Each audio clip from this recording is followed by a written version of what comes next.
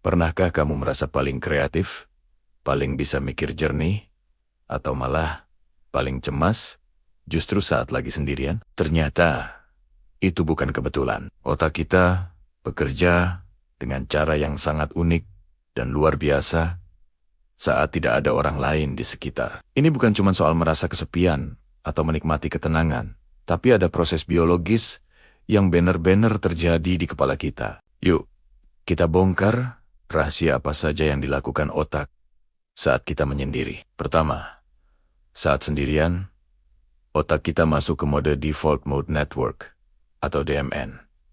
Bayangkan, DMN ini seperti mode standby-nya otak. Saat kita tidak fokus pada tugas spesifik, seperti ngobrol dengan orang atau nonton film, DMN ini aktif. Jaringan inilah yang bertanggung jawab untuk kegiatan seperti melamun, merenungkan masa lalu, membayangkan masa depan, dan berpikir tentang diri sendiri. Jadi, kalau kamu sering tiba-tiba dapat ide brilian pas lagi mandi atau bengong di kamar, itu adalah hasil kerja keras DMN. Momen sendirian memberi otak ruang untuk mengembara, menghubungkan ide yang tampaknya tidak berhubungan, dan akhirnya melahirkan kreativitas. Ini adalah waktu emas bagi otak untuk melakukan housekeeping, merapikan pikiran dan memori. Kedua, kesendirian bisa meningkatkan kemampuan kita untuk fokus dan belajar. Coba deh ingat-ingat, lebih gampang mana?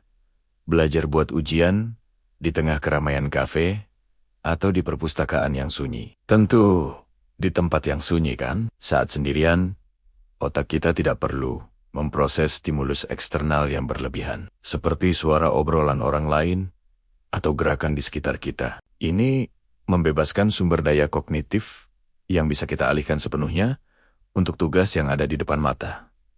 Hasilnya, konsentrasi kita jadi setajam silet, informasi baru lebih mudah diserap, dan kemampuan problem solving kita meningkat pesat. Jadi, kalau ada pekerjaan penting yang butuh fokus tinggi, menyisihkan waktu untuk sendirian adalah strategi yang sangat cerdas. Selanjutnya, kesendirian membantu kita membangun hubungan yang lebih baik dengan diri sendiri. Dalam hiruk-pikuk kehidupan sosial, kita seringkali sibuk memainkan berbagai peran.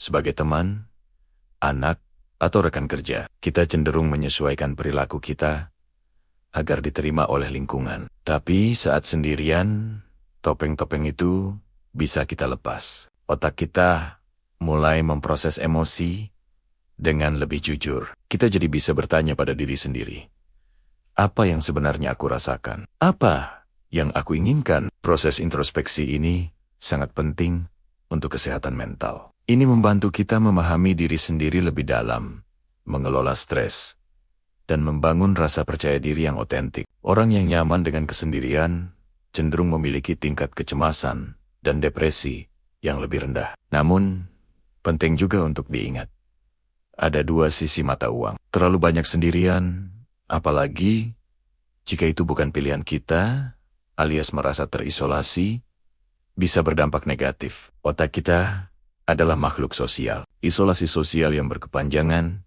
dapat memicu respons stres di otak, meningkatkan kadar kortisol, dan bahkan bisa memengaruhi area otak yang terkait dengan memori dan pengambilan keputusan. Ini bisa memicu perasaan kesepian yang kronis, yang sama berbahayanya bagi kesehatan seperti merokok 15 batang sehari. Kuncinya adalah keseimbangan. Kita butuh interaksi sosial untuk merasa terhubung. Tapi kita juga butuh waktu sendirian untuk terhubung dengan diri sendiri.